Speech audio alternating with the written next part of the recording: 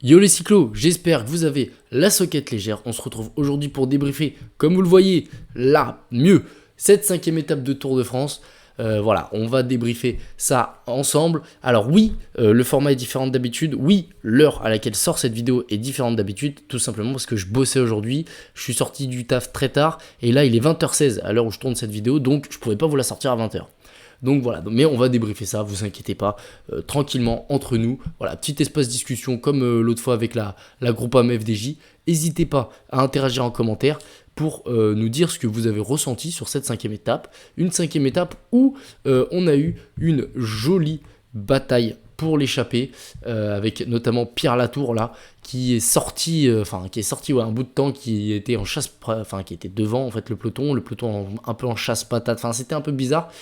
Mais voilà, et Julien Alaphilippe, Rigoberto Urán, comme on voit là, on fait le jump sur le français. Et finalement, c'est une échappée de 36 unités qui est sortie, un gros groupe, vraiment, avec, comme on le voit là, Félix Gall, l'un des principaux protagonistes de cette échappée. Comme on le voit derrière moi, juste j'enlève la caméra. Valentin Madouas, important aussi, Giulio Ciccone. Voilà, on avait du beau monde et surtout aussi pas mal de Jumbo-Visma. À partir de ce moment-là, on s'est dit quand même c'est bizarre parce que Van Aert, du coup, qui était dans cette échappée, avait tenté de suivre les coups. Beaucoup de Jumbo-Visma avaient tenté de suivre les coups et du coup, on se disait qu'ils voulaient pas contrôler, que ça aille au bout.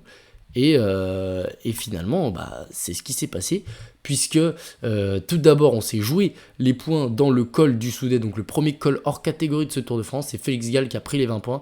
D'ailleurs, Félix Gall est maillot à pois ce soir, devant Giulio Ciccone. Donc voilà, on a compris que Ciccone voulait jouer ce maillot à pois. Lui qui est maillot bleu, qui a l'habitude d'être maillot bleu sur le Giro d'Italia. Et bien là, il a trouvé quand même un adversaire de taille en lieu et place de l'Autrichien, qui s'est quand même découvert très tôt et surtout qui a montré qu'il voulait lui aussi jouer ce maillot à pois. Et cet équipage de le mondial qui rebat peut-être un peu ses objectifs maintenant que Ben O'Connor a perdu pas mal de temps, puisqu'on le verra plus tard, mais il a encore perdu du temps aujourd'hui, Ben O'Connor, avec le temps du Pays Basque qu'il a déjà perdu. Ça fait beaucoup, on sent qu'il n'est pas en forme. Et la Cofidis c'est pareil avec Guillaume Martin, mais eux ils ont déjà gagné avec la fête. Bref, du coup Félix Gall, qui est le plus fort peut-être de cette échappée, sort dès le pied de Marie Blanc, voilà, avec Jay Hindley. On voit Wout van Aert qui est déjà apporté à 48 secondes, lui qui était sorti avec Alaphilippe avant la Côte d'Icher. Voilà, on a eu plusieurs attaques dans ce groupe d'échappés. Mais finalement, c'est Gall et Hindley qui étaient les deux plus forts de ce groupe d'échappés. Et même, c'est Jay Hindley qui était le meilleur de cette échappée, qui s'en va à 1,7 km de sommet de Marie-Blanc, gagner l'étape à la Reims. Et voilà, une échappée donc qui gagne l'étape, puisque comme on le voit, le peloton est à 2,11. Alors, personnellement, j'ai été persuadé que Pogacar allait tout mettre dans cette côte de Marie-Blanc et dans cette arrivée à la Reims pour reprendre encore 3 et 10 secondes, donc 13 secondes à Jonas Vingegaard, du fait que, à mon avis, moi je pensais en tout cas qu'il allait faire juste le sprint à haut de Marie-Blanc, prendre les 8 secondes, Vingegaard allait en prendre 5, et faire le sprint de l'arrivée pour gagner sa première étape du Tour de France 2023, prendre les 10 secondes. Vingegaard, je le voyais pas dans les 3 premiers, parce que je voyais bien le groupe rentrer, et du coup prendre 13 secondes d'avance sur Vingegaard, en plus des 11 qu'il avait déjà hier, mais c'est pas du tout comme ça que ça s'est passé. On le voit là avec l'équipe Jumbo-Visma, comme je vous l'ai dit, qui avait mis Wout van Aert devant. Wout van Aert, où est-ce qu'il se trouve? À l'avant du peloton. 3 coureurs de la Jumbo-Visma, 2 de la Team UAE. Ils sont en supériorité numérique. Et Wout van Aert qui met son relais. Alors le relais de Van Aert n'a pas duré longtemps, mais il a quand même fait mal parce qu'on voit que Gaudu est le dernier du groupe. Donc il y a 3, 5, 7, il y a 10 coureurs dans un groupe. Et Van Aert est là, bien qu'il revenait de l'échapper. Et une fois qu'il s'écarte, Van Aert, c'est Sepp Kuss qui prend le relais. Et là, il n'y a plus personne dans la roue. Il n'y a que Vingegaard, Pogacar. Rodriguez qui tente de s'accrocher. Gaudu qui, comme d'habitude, et comme il le dit si bien, tamponne avec les deux Yates et Woods. Woods qui disparaîtra. Et on se fera ça entre grosses cuisses du classement général. Mais la grosse cuisse du classement général, c'est tout simplement Jonas Vingegaard. Et c'est d'autant plus frustrant de ne pas le voir rouler au Pays Basque avec Pogacar, puisque il est 2 jambes au-dessus du Slovène. En fait, il suit le Slovène. Regardez, il attaque, il est bouche fermée, quoi. Genre, le mec, il reste 20 bornes. Il est dans Marie-Blanc, donc ça doit être quoi? Ça doit être du 13-14%. Il attaque bouche fermée, quoi. Enfin bref, c'est une dinguerie ce mec. Et voilà, c'est ce que je disais, c'est dommage de ne pas avoir roulé avec Pogacar pardon, au Pays Basque, puisque bah, il était tellement plus fort, tellement au-dessus, que bah, il aurait pu le relayer, quoi. Donc voilà, Vingegaard, la grosse cuisse de ce Tour de France.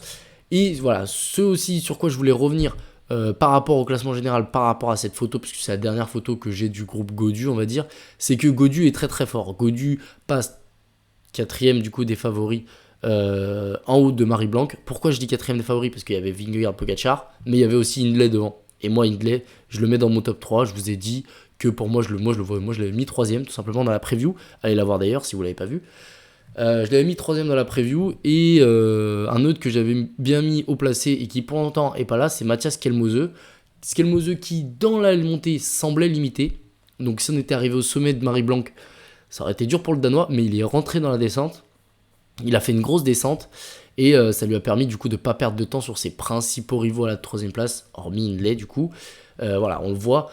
Ce groupe qui rentre sur Tadej Pogacar notamment qui avait basculé 40 secondes, plus de 40 secondes derrière.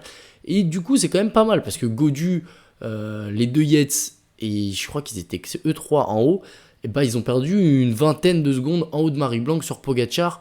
Voilà, ils basculent à une vingtaine de secondes de Pogacar, ce qui est quand même vraiment, vraiment honorable de leur part. Bon, sauf Vingegaard qui était loin devant. Mais du coup, on voit quand même que c'était plutôt, plutôt pas mal hein, du côté de la troisième force, oui. Gaudu, Rodriguez, il y a Martinez qui est rentré, mais Gaudu, Rodriguez, Skelmose, c'est les trois qui apparaissent les plus crédibles avec Hindley, bien sûr, pour cette troisième place.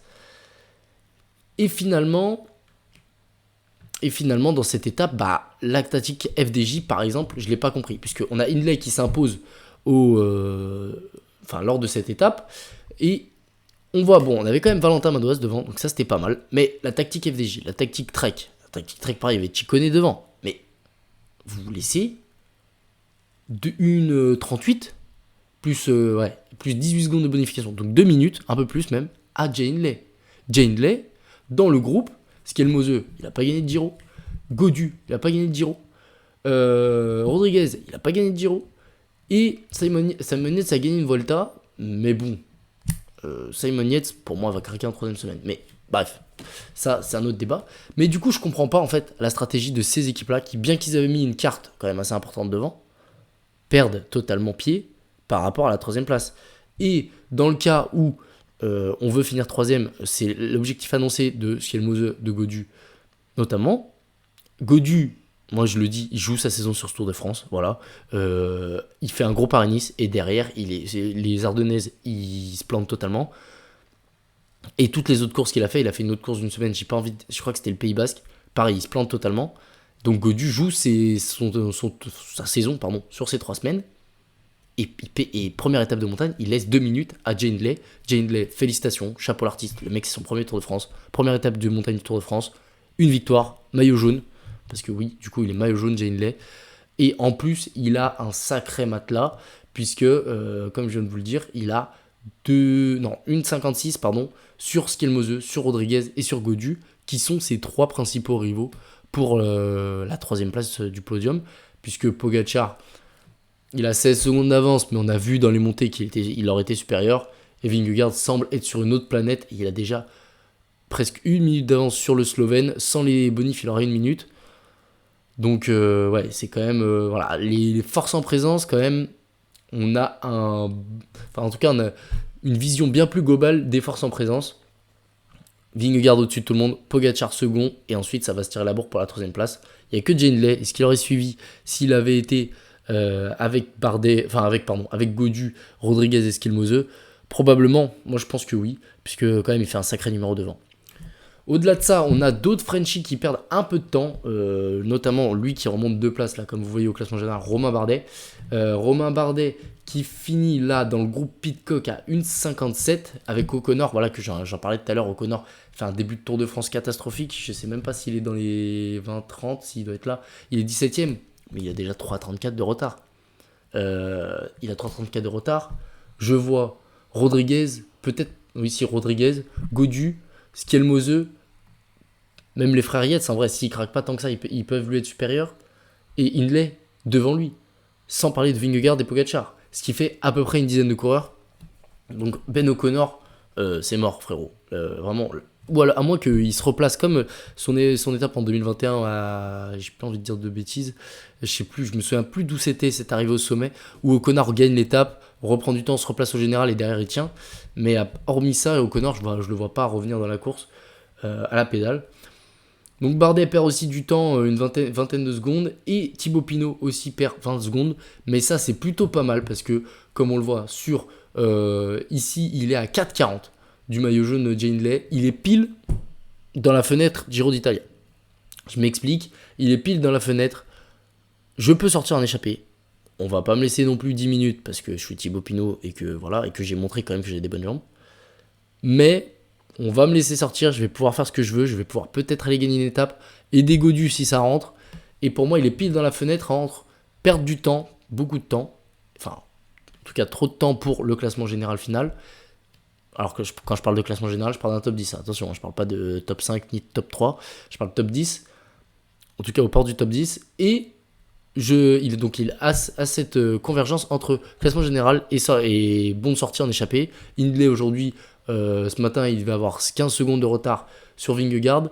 Et ce soir, il en a 47 d'avance. Donc c'est pour ça que je dis que Pinot est plutôt bien placé ici. D'autant plus que demain, pour moi, demain, je vois l'échappée aller au bout. Aujourd'hui, je la voyais pas aller au bout. Finalement, elle était au bout. Donc, en plus, je la voyais pas aller au bout, d'autant plus avec Hindley dedans. Pour moi, c'est quand même une hérésie. La stratégie de la Trek et de la FDJ, mais j'en ai déjà parlé. Mais du coup, moi, le fait que Hindley soit là, pour moi, condamnait totalement cette échappée. D'ailleurs, j'ai tweeté ça. Et finalement, c'est pas du tout ce qui s'est passé. Et bien, tout simplement, demain, il y a le Tourmalet, ce qui convient à Pinot, il a gagné en haut. Il y a une grosse étape, et le final avec Cotterêts est assez dur. Voilà, la petite partie là, qui est là, c'est du 10-11%. Avec l'étape qui aurait été bien dure avant, je vois bien un homme fort s'imposer. Pinot a fait montrer qu'il faisait partie des hommes forts, parce que d'après Thomas Voeckler, il a basculé une quinzaine de secondes devant Bardet, en haut de Marie-Blanc, donc il a dû basculer en 16e position, je pense. Ou 15e, 17e, parce qu'il y avait Woods. Mais, bref, il a basculé dans les 20 premiers. Et Hindley maillot jaune, donc c'est plus à Jumbo-Visma de... Comment dire, en plus, Vingegaard a fait son trou, donc c'est plus à Jumbo-Visma de contrôler. Pogacar est moins fort, donc il va pas dire il va pas rouler. Vingegaard a fait son trou, donc il est tranquille. Et quand vous voyez l'équipe Bora-Hansgrohe, il y a Van Poppel, il y a Meus qui sont, et à l'heure, qui sont pas des rouleurs, qui sont pas des grimpeurs. Et donc ils vont pouvoir faire le boulot jusqu'au pied d'Aspin. Mais avant Aspin, dans la côte de Cap Verne-les-Bains, il y a moyen de faire un trou. Et dans Aspin, il y a moyen de faire un trou. Parce que ils vont mettre Jungels. Mais Bourgman, tu peux pas le cramer dès Aspin. Il y a Conrad, c'est vrai, tu peux. Mais honnêtement, un Pinot en forme, il les tient dans une échappée, une grosse échappée. Je vois bien une grosse échappée comme aujourd'hui, avec des hommes forts, type Félix Dial, type Ciccone, qui vont vouloir aller faire les points pour le maillot à poids. Et du coup, Pinot, demain, un homme fort, un homme là qui est là dans les. Non, Berthet, ça fait un peu loin. Mais dans les 20 premiers, demain qui sort, il peut gagner l'étape pour moi. Je vais pas dire facilement, mais il peut gagner l'étape. Et Pinot avec 4,40, il est bien dans le sens où, à l'arrivée, il aura peut-être 2-3 minutes d'avance, ce qui va le replacer au général, mais ce qui va pas lui faire prendre le maillot jaune, et du coup, Hindley pourra le laisser sortir. Voilà, c'est le petit prono pour demain. L'échappée qui va au bout, si Pinot est dedans, ça serait cool qu'il gagne. En tout cas, ça lui conviendrait pour gagner, parce que demain, il y a 40 points, 42 points même, à aller chercher pour le maillot à poids, donc je vois bien des hommes forts, et Pinot a fait moins d'efforts que les hommes qui se sont battus pour le maillot à poids aujourd'hui, donc je pense qu'il peut gagner cette étape demain. En tout cas, ça lui convient, notamment cette montée via le col du Tourmalet qui monte à plus de 2000 mètres d'altitude. Enfin voilà, c'était le débrief de cette 5e étape de Tour de France. J'espère qu'il vous a plu. S'il vous a plu, likez, abonnez, partagez, et surtout, restez connectés parce que dès demain, il y aura une étape, un débrief Je sais pas encore le format, ça dépend hein, parce que demain aussi je bosse, donc je sais pas encore le format. Mais voilà, n'hésitez pas en tout cas à partager la vidéo, à liker, à vous abonner. Et moi je vous dis à la prochaine.